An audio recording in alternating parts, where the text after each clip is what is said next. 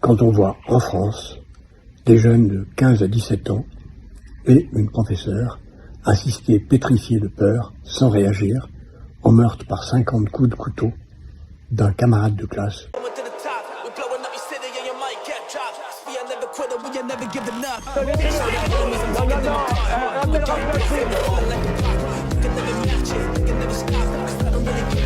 Vous fumez, monsieur? Le football, il a changé. Oui, peut-être. Ouais, c'est Laurent Delamos, bienvenue aujourd'hui pour une nouvelle vidéo et j'espère que tout le monde va bien, messieurs, dames.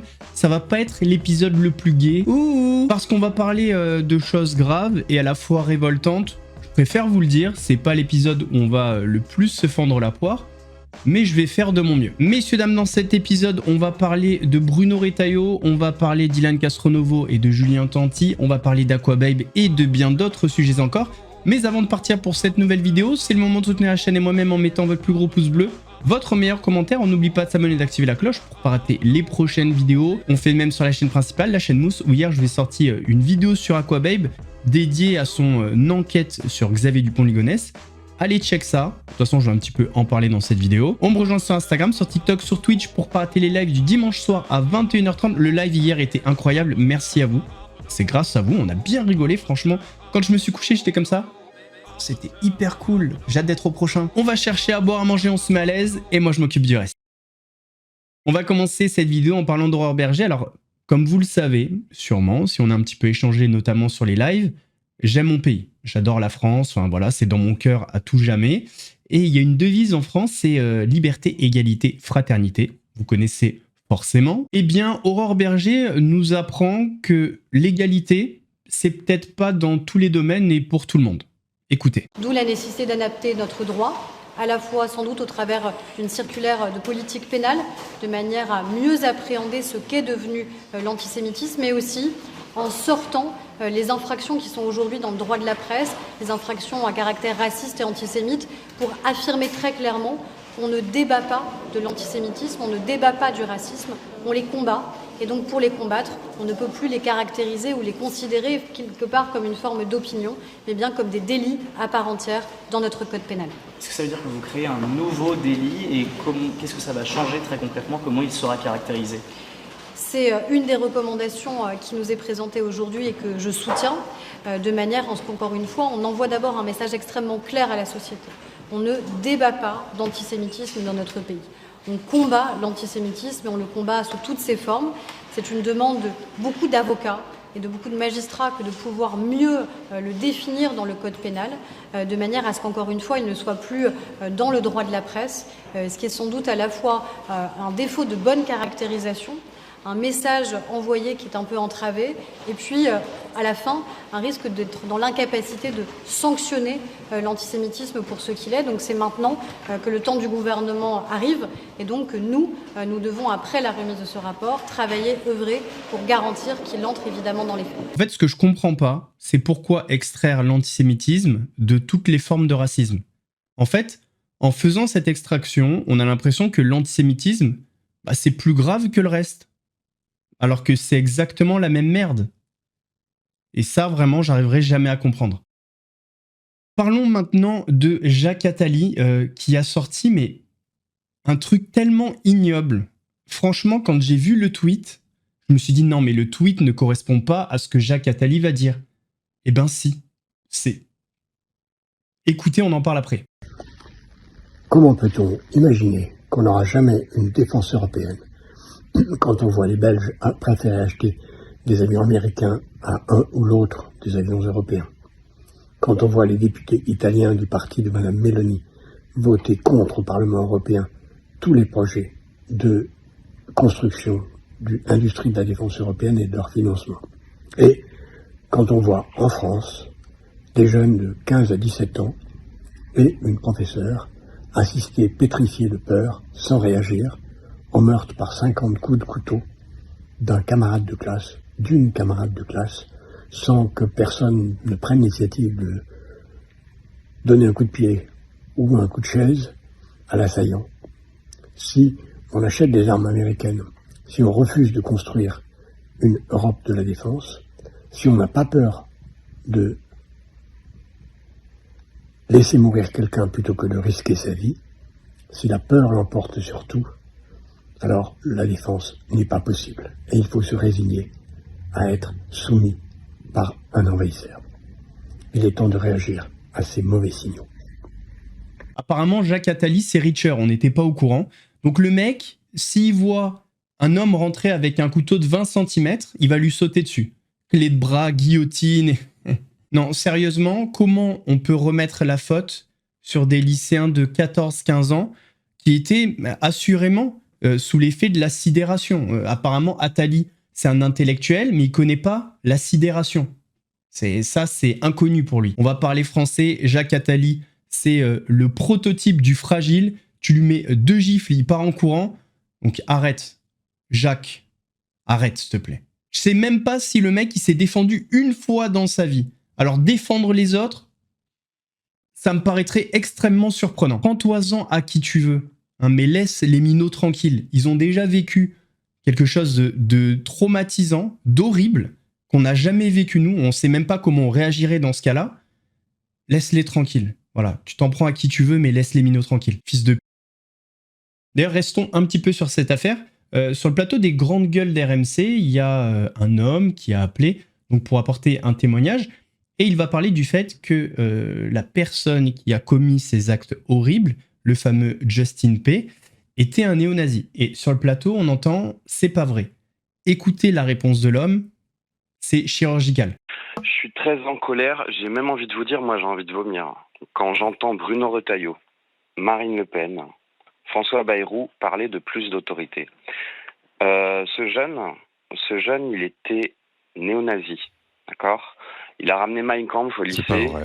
Il a fait énorme. Mais vous allez le voir, ça a été révélé de toute façon par l'internaute il y a quelques temps. C'est pas vrai, c'est sûr. Mon fils était dans sa classe, vous savez beaucoup mieux que moi. D'accord ? Je vous balance pas une bombe, hein. Vous allez voir que les infos, les enquêteurs vont vous les révéler petit à petit. Il y a énormément d'indices. L'objet du manifeste qu'il a envoyé à tous les lycéens, c'était 21. Il y a quelques semaines, on a retrouvé beaucoup d'étoiles de David dans les toilettes du lycée avec 21 écrit à l'intérieur. Justin, il était très déscolarisé, il s'en foutait des cours, il souhaitait aller à l'armée. Vous croyez que plus de hiérarchie, plus d'autorité, ça aurait empêché Justin de passer à l'acte ? Mais est-ce que son profil était connu, parce que visiblement il était connu de ses camarades, mais est-ce que les adultes de cet établissement scolaire l'avaient repéré? Est-ce qu'il était suivi, ou on disait il est bizarre et on laissait faire? Je suis pas en mesure de vous répondre ça, je suis pas enseignant là-bas. Ce que je peux vous dire... Mais est-ce que les parents d'élèves en parlaient entre eux? Non. Vous savez, vous parlez du chiffre 21 chez les néo-nazis, parce que j'ai regardé un peu depuis hier. En fait, 1921, c'est l'année à laquelle Hitler a pris la tête du parti nazi. Ouais. Alors, est-ce que le chiffre 21, par rapport à ce qu'il avait dans sa tête, c'est lié aussi, Loïc? Peut-être, effectivement, ce sera à fouiller, à retrouver dans son ordinateur, dans son téléphone portable et autres. Allez-y, Loïc. Je vous ai donné 2 exemples, j'aurais pu en donner 6 ou 7, mais c'est pas le sujet du débat. Déjà, on aime le non, c'est pas vrai, alors que le père est hyper au courant de trucs qu'ils ne savent pas. Donc voilà, en termes de journalisme, ça pose quand même certaines questions. En tout cas, si tu sais pas, bah, tu parles pas. Enfin, bon, bref. Et intéressant aussi son constat concernant les solutions proposées par des politiques, Bayrou, Le Pen, Retailleau, etc. J'ai trouvé son intervention plutôt intéressante. Parlons maintenant d'une autre actualité terrible, d'un autre drame, l'assassinat islamophobe du jeune Aboubacar. C'est vraiment le genre de sujet que je n'aime pas du tout aborder. Je préférerais parler d'influenceurs, faire le clown que parler de ça, parce que ça voudrait dire que il n'y a pas eu ce type de drame, mais bon, que voulez-vous, c'est le monde dans lequel on vit aujourd'hui. Sur le plateau de BFM TV, Bruno Retailleau était l'invité de Benjamin Duhamel, qui lui a posé une question simple, efficace, pertinente. Écoutez. Attendez, Bruno Retailleau, on a vu le drame qui s'est passé à Nantes avec cette lycéenne qui a été poignardée mortellement, 3 autres lycéens qui ont été poignardés. Vous vous êtes rendu avec Elisabeth Borne immédiatement sur place, vous avez bousculé tout votre agenda. Là, on a un fidèle musulman qui se fait tuer en train de faire la prière. Certes, vous réagissez sur les réseaux sociaux, mais non seulement vous n'y allez pas, et en plus vous maintenez 2 réunions publiques dans le cadre d'une élection interne. Comprenez que ceux qui nous regardent ce soir se disent, là encore, il y a une forme de 2 poids, 2 mesures dans la façon dont un ministre de l'Intérieur, ministre des cultes, bouscule son agenda pour témoigner de sa solidarité vis-à-vis de celui qui est mort. Non, la grande différence, c'est que nous avions arrêté l'auteur. et nous savions à peu près de quoi il s'agissait. Je rappelle qu'au moment où, avec Elisabeth Borne, nous nous y sommes rendus, il y avait plusieurs vies qui étaient en jeu. Une adolescente était morte. Et il pouvait y avoir d'autres adolescents qui étaient morts. Lorsque je me suis rendu aussi à Mulhouse, on savait à qui on avait affaire. L'individu, le terroriste islamiste, avait été déjà arrêté. Le PNAT, d'ailleurs, se n'était déjà saisi. Pardonnez-moi, Bruno Retailleau, mais il y a une vidéo sur Snapchat du meurtrier présumé. Il y a les caméras de vidéosurveillance au sein même de la mosquée. Est-ce qu'on peut vraiment croire au fait que vous n'y êtes pas allé simplement parce que vous n'aviez pas suffisamment d'éléments? C'est vraiment ça? Vous n'aviez pas d'éléments suffisants pour vous rendre compte le vendredi de la violence et de l'émoi que ça allait susciter? Mais vous avez, en France, 3 homicides par jour. Tous ces homicides, moi, je les ai pas tous systématiquement, mais certains parfois sont abominables. Je ne me déplace pas à chaque fois. J'ai, en sortant de ma réunion dès le vendredi, appelé pour savoir si on en savait plus. On m'a recommandé la prudence. Je ne savais pas qui avait pu le tuer. Donc je préfère garder un peu de distance, en savoir plus en matière d'enquête pour pouvoir m'y rendre. Si l'équivalent, Bruno Retailleau, s'était produit dans une église ou dans une synagogue, est-ce que vous auriez attendu 2 jours avant de vous y rendre? Moi j'ai envie de dire échec et mat. Est-ce qu'on a vraiment besoin de commenter cette vidéo? Non. Franchement non, tout est dit. En fait, ce qui est terrible dans cette histoire, c'est qu'on a ce jeune Aboubacar qui est en train de prier, qui se fait massacrer. Et en fait, le débat, c'est de savoir si c'est un crime islamophobe ou pas. Voilà. C'est-à-dire qu'en fait, si un chrétien se fait tuer dans une église, tout le monde va dire que c'est un acte christianophobe. Si un juif se fait tuer dans une synagogue, tout le monde va dire que c'est un acte antisémite. Mais là, il y a débat. Voilà, il y a un musulman qui est tué dans une mosquée et on ne sait pas si c'est un acte islamophobe ou pas. Faudra un petit peu mieux cacher votre racisme, hein, parce que ça commence à se voir. Surtout toi, Bruno Retailleau, hein. On se souvient de ce que tu avais dit en 2020. Oui, on retrouve tout sur Internet. Je disais, les mots sont très importants. Il y a ce nouveau mot d'islamophobie avec un comité qui a été créé avec des manifestations qui ont été plus ou moins polémiques. L'islamophobie, ce serait un piège. Alors c'est le grand simplement, piège. Arrêtons-nous quand même un instant sur ceux qui parlent de ce terme et qui estiment que l'islamophobie, c'est le fait qu'il y ait injure à quelqu'un parce qu'il est musulman. La question étant ce mélange injure, est-ce que c'est du racisme de critiquer une religion? Vous estimez que c'est un piège, l'islamophobie? C'est un formidable piège qui a 2 objectifs. Ce piège, il a un premier objectif, c'est d'empêcher toute critique de l'islam. De mettre l'islam à part, finalement, de la critique et de rétablir, en quelque sorte, un délit de blasphème en France. Alors, je pourrais être d'accord avec lui sur le blasphème, mais j'ai un gros doute parce que je pense qu'il serait d'accord pour qu'on critique l'islam. Il dirait, ouais, c'est OK, etc. Par contre, je suis quasi sûr que si on critique la religion juive ou le christianisme, là, il va crier à la christianophobie ou à l'antisémitisme. Je suis quasi sûr de ça. Donc, permettez-moi d'avoir un gros doute par rapport à ce qu'il dit. À la suite de ce terrible drame, il y a eu un rassemblement contre l'islamophobie, donc dimanche à Paris, et à ce rassemblement étaient présents Jean-Luc Mélenchon et des députés de la France Insoumise. Une séquence qui a beaucoup fait parler sur les réseaux sociaux, parce que Jean-Luc Mélenchon est apparu extrêmement ému et qu'on est venu remettre en doute sa sincérité. Monsieur Mélenchon, on se sent plus en sécurité, nous les musulmans. On sort la boule au ventre, on se sent plus du tout en sécurité. Il y a une ligne rouge qui a été franchie, monsieur Mélenchon. C'est certain, madame. Permettez-moi de vous embrasser ou de vous serrer la main. C'est ça.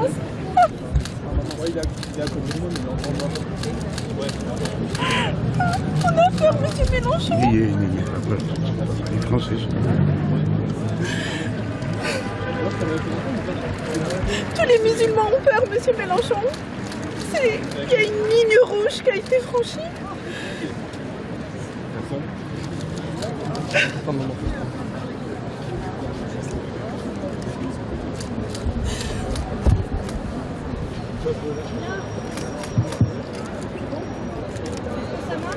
Alors comme vous le savez, le moindre fait divers, le moindre événement, le moindre drame devient un terrain pour que les partis politiques et les partisans s'affrontent. Et c'est sur ce terrain-là que Jean-Luc Mélenchon a été attaqué parce qu'il était présent pour Aboubacar, mais n'était pas là pour la petite Lola, n'était pas là pour Thomas à Crépol, par exemple. Voilà, ça fait partie des reproches qu'on lui a fait. On lui a également reproché ce tweet en 2015 parce que je rappelle que c'est une manifestation contre l'islamophobie. Or, en 2015, le 21 novembre très précisément, il disait « Je conteste le terme d'islamophobie ». On a le droit de ne pas aimer l'islam comme on a le droit de ne pas aimer le catholicisme. Alors honnêtement, ce que je trouve un petit peu déplacé dans tout ça, c'est qu'on vient se concentrer sur les larmes de Jean-Luc Mélenchon. Honnêtement, j'ai envie de dire que ce soit vrai ou pas. Pour moi, c'est vrai, il est sincère dans sa démarche, mais bon, peu importe, c'est que mon avis. Le principal intérêt de cette manifestation, c'est de lutter contre l'islamophobie et de rendre hommage à Boubacar. Franchement, Mélenchon, on s'en fout. Vraiment. Et enfin, on a reproché à la France Insoumise et à Jean-Luc Mélenchon de faire de la récupération. Et c'est pas seulement des partis politiques ennemis, on va dire, adverses, qui lui ont reproché ça. Il y a même des musulmans, comme on l'a entendu sur le plateau des Grandes Gueules sur RMC. Justement, je suis d'accord. Le problème, c'est que cette affaire va être instrumentalisée autant par la droite que par LFI. En ce moment, il y a la droite qui instrumentalise beaucoup les musulmans, qui parle beaucoup sur les musulmans. Les musulmans, c'est leur fonds de commerce. Et logiquement, LFI, de l'autre côté, nous utilise aussi. Nous, on en a marre, en fait, d'être instrumentalisés comme ça. Ce qu'on demande, c'est juste vivre en paix. On demande juste à vivre en paix. On côtoie des gens tous les jours qui ne sont pas musulmans. Ces gens-là voient bien qu'on n'est pas des monstres quand même. On est des gens normaux. On travaille à la société, on aime la France, on travaille pour la France.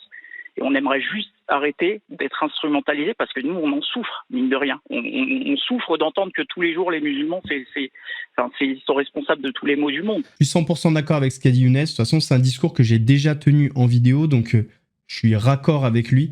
Je pense que tous les partis politiques font de la récupération. C'est un petit peu le concept des politiques. Pour faire de la politique, il faut être élu, donc il faut aller chercher des voix. Et je pense que les actes horribles comme ça, les drames, les faits divers, sont, pour les partis politiques, le meilleur moyen d'aller draguer un électorat. Ce qui est triste dans le fond, mais c'est comme ça. Alors on peut aller draguer et être sincère, c'est pas incompatible, mais je vois ce que veut dire Younes. Alors dans cette manifestation, il y a un autre événement qui a été marquant. Il y a un attaché parlementaire de la France Insoumise qui a complètement pété un câble. Lui, c'est le fou du bus, vraiment.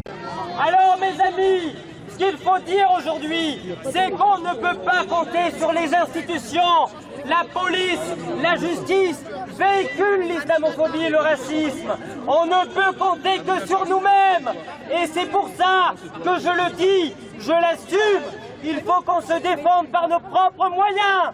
Il faut constituer partout dans le pays des brigades d'autodéfense populaire.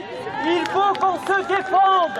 Il ne faut plus se laisser donner des coups. Combattons la violence avec la violence. Yes, super. Bravo. Ce mec, il me fait penser à Jacques Attali. Tu sais, c'est un mec qui va te dire « Ouais, faut faire ci, faut faire ça ». Pareil, une gifle, ça dégage. Tu vas défendre qui, toi? Excusez-moi, non mais il y a un moment, faut dire les termes. C'est... Je sais pas si on se rend compte à quel point ce discours est à l'opposé de ce qu'il faudrait faire pour le bien vivre ensemble. Vraiment, ce mec, faites-le taire. Parlons d'Aquababe maintenant. Alors, Aquababe, je vous ai fait une vidéo sur la chaîne principale. Allez voir, j'ai fait une petite enquête là-dessus. Légère, il n'y a pas besoin de trop de rentrer en profondeur. Mais bon, bref, donc Aquababe a affirmé, donc à 100%, avoir localisé Xavier Dupont de Ligonnès. Donc c'est en Asie. Je refais la blague, pas en Asie comme ça, le continent asiatique. Et on avait même une photo. Mais en regardant la photo, il y a quelques doutes qui peuvent subsister. Bon, voilà, allez voir la vidéo. Et en fait, le parquet, aujourd'hui, là, c'était il y a 1 heure, a démenti la localisation de Xavier Dupont de Ligonnès. Et donc, en fait, ça serait pas lui. Voilà, pour le parquet, c'est pas lui. La photo, c'est pas lui.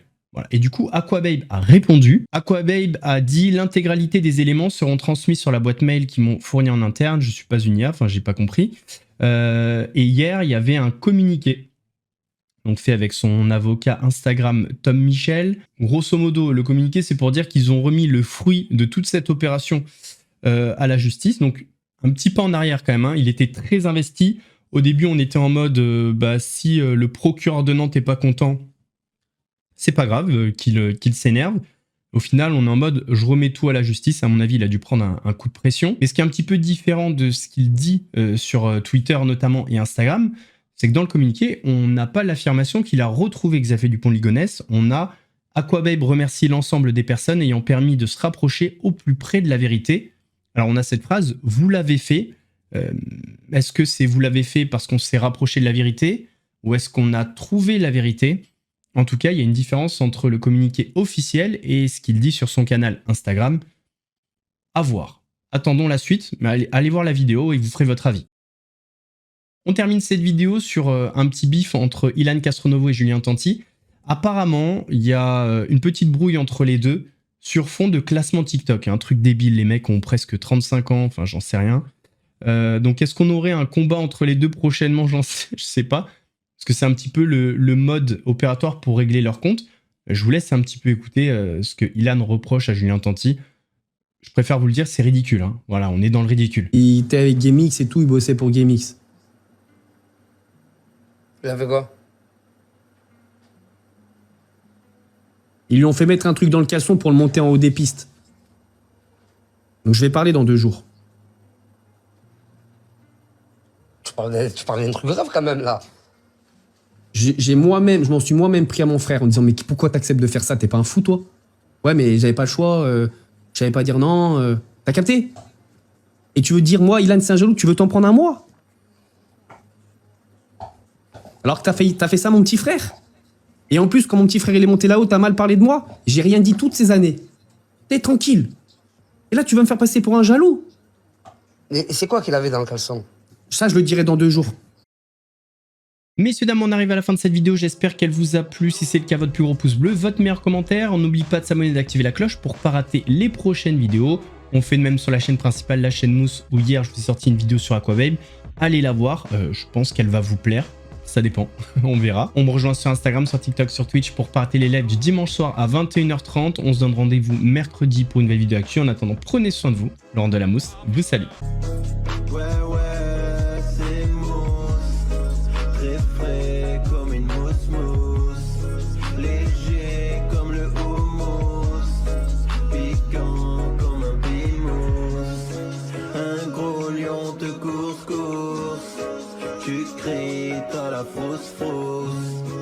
J'arrive à la rescousse, regarde.